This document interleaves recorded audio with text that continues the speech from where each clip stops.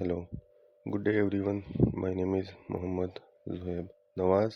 I am from Shenzhen University and today I will be presenting our work on genetic algorithm based MDL compression for genome sequences which we have developed to address the challenges of an efficient genome data compression.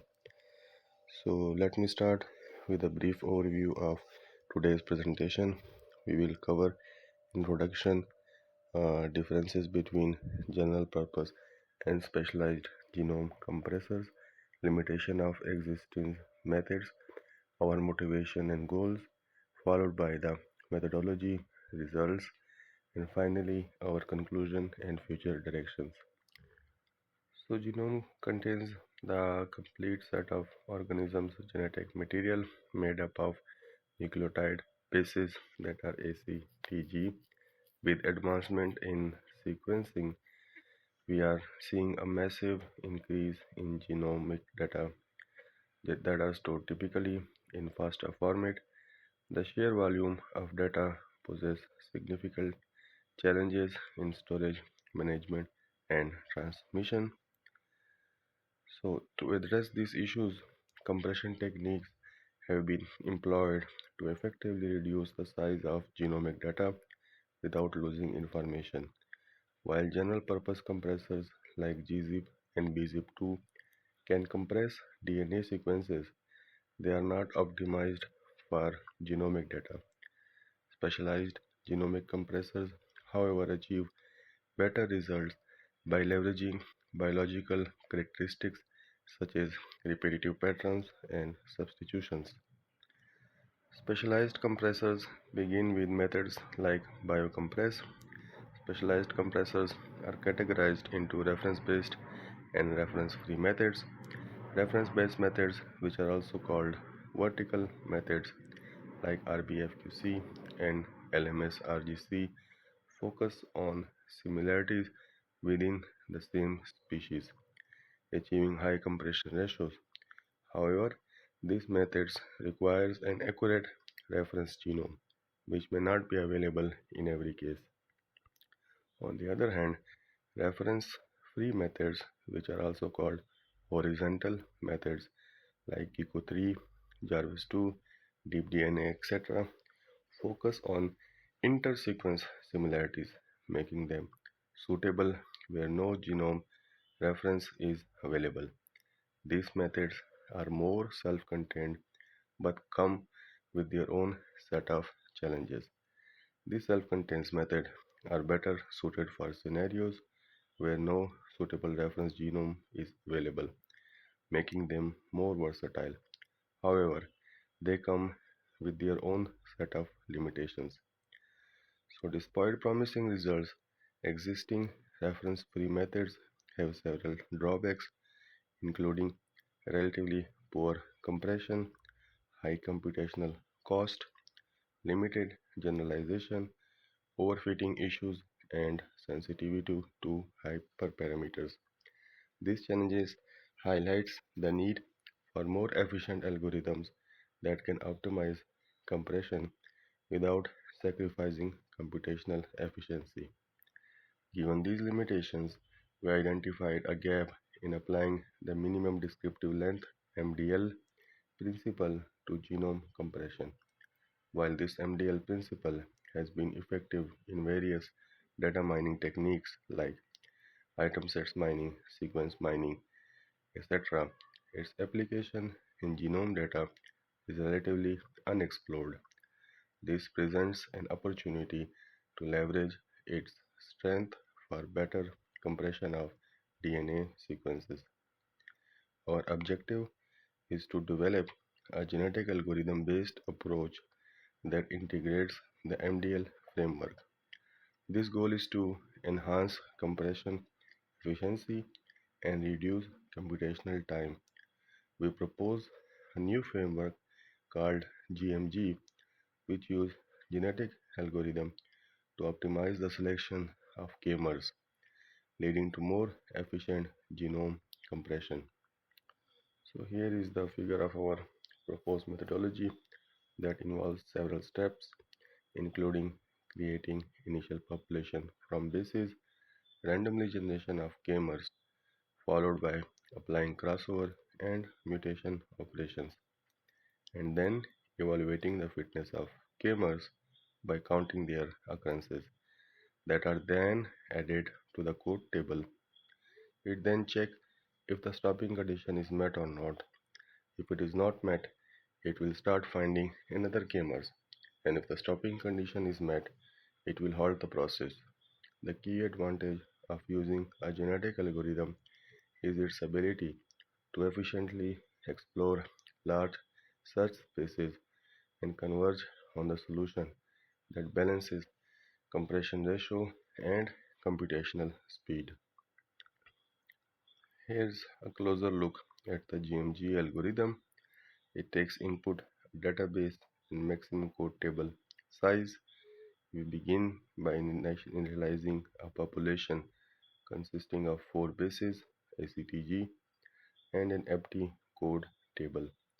A while loop runs until the code table reaches the specified maximum size.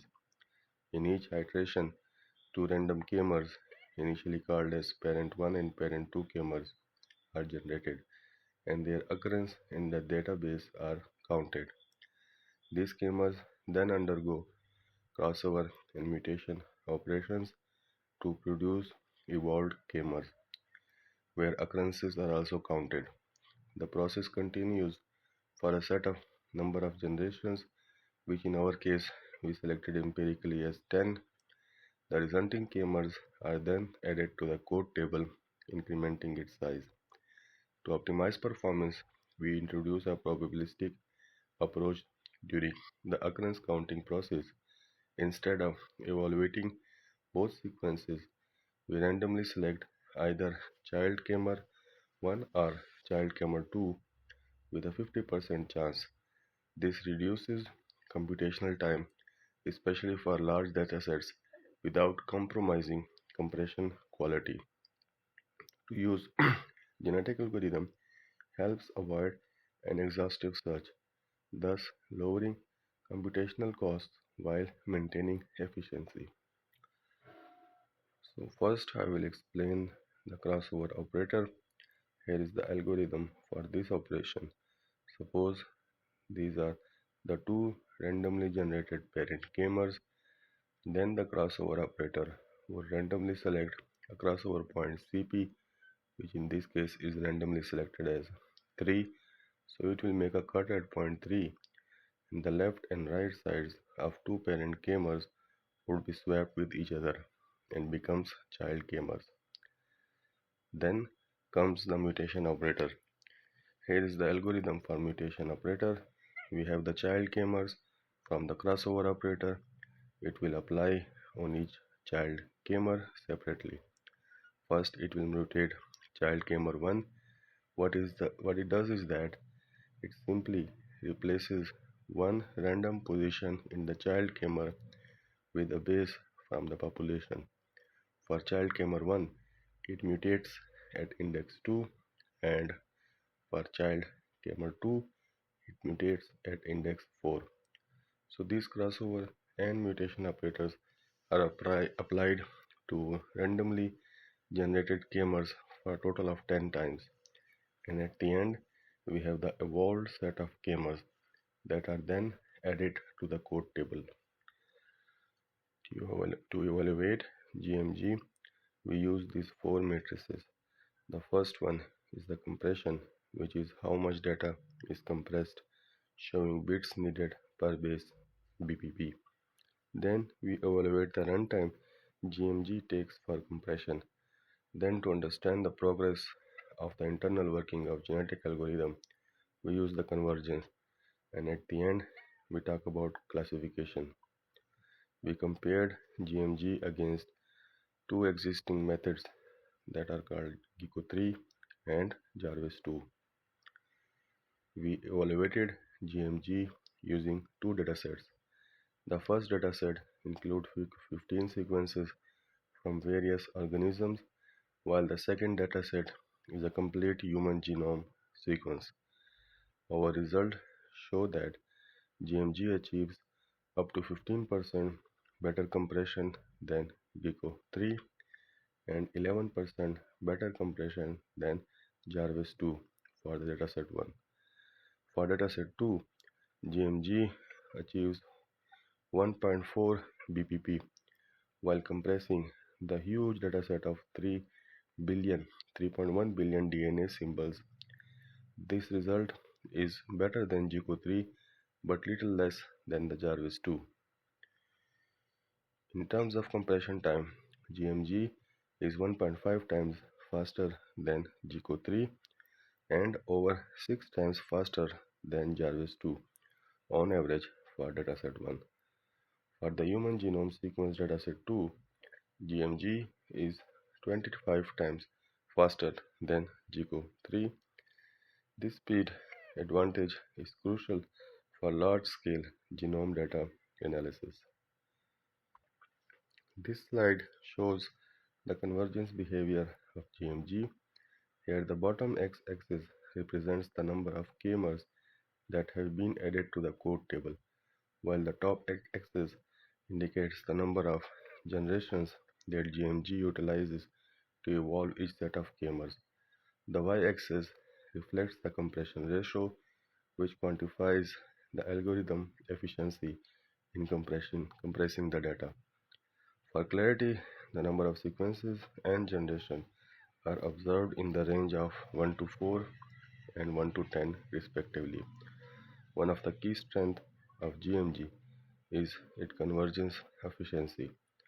As shown in the figure, we can observe that initially GMG gives lower compression benefits, but the compression gains reduces as the k-mers become more evolved with the crossover and mutation operators. Beyond compression, GMG's optimized k-mers can be used for genome classification. By training classifiers with these k-mers, we achieved higher accuracy in identifying genome sequences, showcasing the GMG's multifunctional capability. For this task, we used Weka with tenfold class validation. We trained k-mers on 6 widely used classifiers, out of which SVM outperformed the other 5 classifiers. In conclusion, GMG offers a novel approach to genome compression, combining the MDL principle with genetic algorithm. It outperforms existing methods in both compression efficiency and speed, while also facilitating genome classification. Moving forward, we plan to optimize GMG with parallel processing and GPU acceleration and test it on broader datasets and develop a specialized custom classifier using the code tables. So thank you for your attention. I am happy to take any questions you may have.